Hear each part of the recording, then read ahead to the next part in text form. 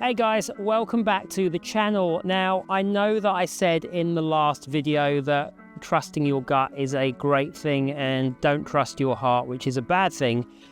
However, I did get back and this morning I've gone to start the Mini and it has failed to start. Now, I don't think that's got anything to do with the previous owners at all. I think it's just a classic car problem. And today we're going to try and figure out what is going on with it. The issues were that I stopped at the garage and the car literally wouldn't start. There wasn't even a click from the alternator. There was nothing going on at all. So we're going to tear apart some of the electrics. It can only really be air, fuel or spark. So we'll have a look at those things as well and start cracking on with this new money pit that I bought. So Martin, who I bought this off, has had this car since he was 17 and you can tell it was owned by a 17-year-old. Look at the size of this sub. So we're getting this out for now, and one of the reasons is I just want to get a bit more better access to the battery and kind of just have a look at the wiring in the back. I think, tell me in the comments if I'm wrong, but I think there's up to about 4 earthing points on this. They can be on the engine block. I think there's another one on the gearbox. There's one in the back here and possibly a couple of others. But again, if I've missed any, let me know. If you've owned a few classic cars, you'll very quickly start to distinguish between the jobs people had patience for and the ones they thought, well, that'll do. So people ask me why I don't do as many videos, and one of the reasons is you end up doing a job and the job's meant to be working on the engine and figuring out what's going wrong, and you end up spending half an hour trying to thread a horrible cable through a tiny little hole that doesn't work. So we've done that, new battery in the back, and we're going to see maybe that was it. Maybe it was just a bad earth on the battery. So we'll try firing it up and see how we get on. See if this will start up then. Here we go. Fuel pump's going, I can hear it clicking. Sounds really good. I think we'll go and see if we can break down somewhere else now. So we had the car rolling and it was good. We stopped it once and then started it again. It wouldn't start, put our foot on the accelerator, it started, and then it just started hesitating more and more. So could be a few things, I guess. It could either be it's overfueling and it could be maybe drowning itself, but given the fact that I currently don't have any indicators, I'm guessing there's an electrical fault and possibly an earth. That's kind of the number one thing these cars on classics you want to check first. So we'll do that, but for now we're sat on the side of the road into noon, loving life with classic cars. I don't think there's a single classic that I've owned which I haven't had to settle with once I've bought it. Now, I don't think I buy badly, it's just that these cars a lot of the time when you purchase them have been sitting for quite a few months. So they do start up, but they also just tend to show their issues within the first 24 hours to a week. With this particular Mini, we found out that the terminals that were connecting the ignition system had come slightly loose, and when we got those tightened back up, the car fired up, and before we knew it, we were back on the road, heading down to Towered for a little cruise. So, first impressions driving the car. I guess the very first thing I thought when I got in the Mini was it really does feel like, you know, when you go go-karting and you pull out the pit lane and you're just getting used to the way the car accelerates and it's right there. It's like that. It's genuinely, it is a go-kart. The wheels are in all 4 corners and you very, very quickly get used to being able to throw the car into corners, that it feels like it's on rails. And I'm sure that at some point that may catch me out, but right now, absolute confidence in the car. It's lowered as well, so it feels very planted. The steering feels really sharp, really tight. There's no looseness there at all. The gearing, when you're pulling off again, it feels almost like a straight cut gearbox. It's got that weird like whir to it, almost like a turbo.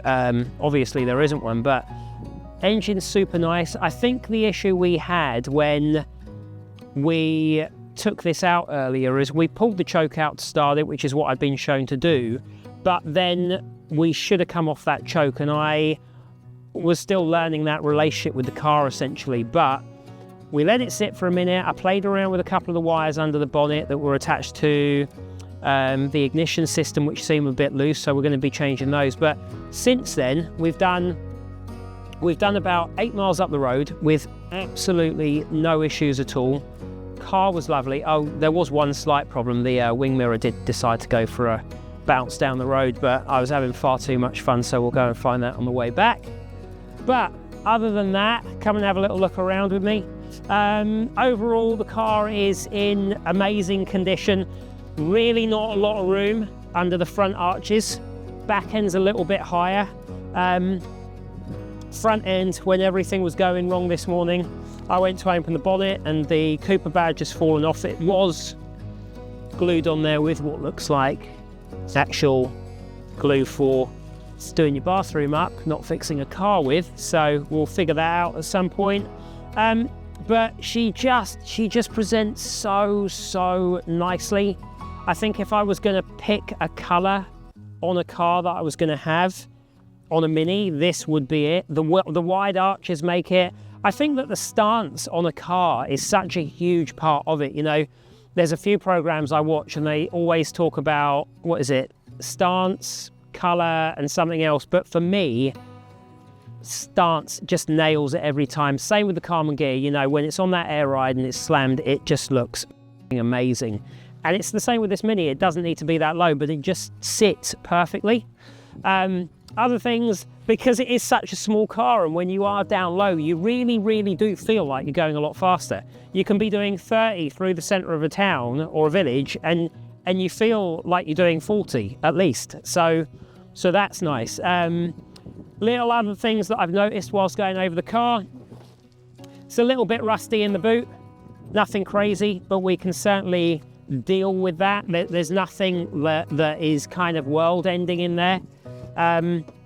You know, there's always going to be little things. I think even when I sell a car that you become blind to. So now that I've bought it, I've noticed little patches where the paintwork's blown a little bit, but it's nothing crazy.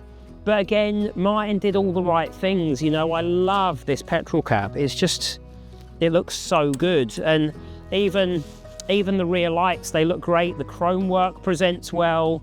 The wheels, like, look at these dishes. There's like 3 inches of just metal there. It's lovely. So again, these are all things I would have picked for myself on the car, and it was just good to go. He also left the original arches in there, so if someone ever wants to return this to original, they can do. Let me show you under the bonnet as well. So I'm really learning about these cars as we go along. Proving my point there, going to the driver's side to find how to open the bonnet, and it is actually on the front of the car. But if we get under here, she's super simple. I think they call these an A-type engine. Drop me a link in the comments if I'm wrong, but you can see where he's powder coated some of the parts. All the internals have been sprayed the same colour as the car. I've got a feeling this is a Ford Focus blue, but I've also been told it could be a Skoda blue. But it is what it is. It's an honest car. It's a slightly larger engine. It's a 1275, but it's, you know, it's got full MOT on it. And it goes, and I think I think we're going to get in it now, and we'll film this and see if it starts again. But I don't think we're going to have any issues. I think the issue was leaving the choke on. I do think there were some electrical problems. I think that those electrical problems are purely because the car's been sat for a long time. Changing the battery to a slightly bigger battery was a good idea. We've got rid of the music system that was in the back as well for now, until we can make sure that the basic things in this car are good. Again, down the line, I might change out the glass fuses for some standard blades, so that if there is ever an issue down the line, that's all good. Whilst I'm here, you know, let's just pull the oil, have a look. Well, that looks very clear. no issues there. But no, she's awesome. I absolutely love her, and I think there's going to be a lot more that we do with this car. Definitely do some road trips, but where? I've done all over the UK. I've got a few months off coming up when the Defenders go away to the Traitors, so maybe Mongolia, that'd be pretty fucking cool, wouldn't it? Somewhere really random. Maybe, I don't know, we'll have a little think, but for now, we're going to jump in this, head home, but I am absolutely loving it. Day one of ownership on a Mini, and what can I say? Standard classic car. Things go wrong, you get them fixed and you crack on with it. But we shall catch you next time. Bye guys.